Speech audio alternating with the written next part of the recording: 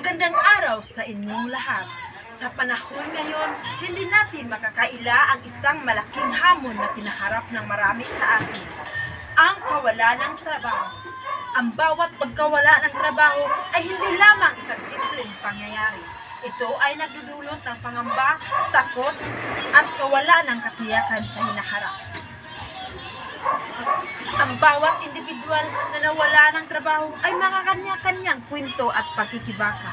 Ang kawalan ng trabaho ay hindi lamang nagdudulot ng kakulangan sa pinansyal na aspeto, kundi pati na rin sa emosyonal at mental na kalusugan ng isang tao. Ito ay nagdudulot ng stress, depression at kawalan ng tiwala sa sarili. Ngunit sa kabila ng mga pagsubok na dala ng kawalan ng trabaho, mahalaga tayo at mananatiling matatag at determinado. Ang kawalan ng trabaho ay hindi katapusan ng lahat.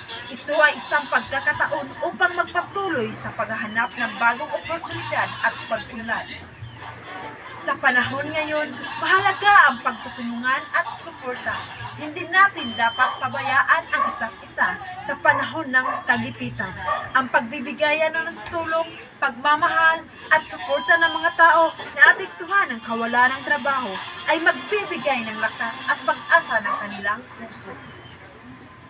Hindi natin alam kung kailan magiging maayos ang sitwasyon. Ngunit sa bawat pagsubok, mayroong liwanag sa dulo ng tunnel. Patuloy tayong magtulungan, magmalasakit at magtiwala sa sarili.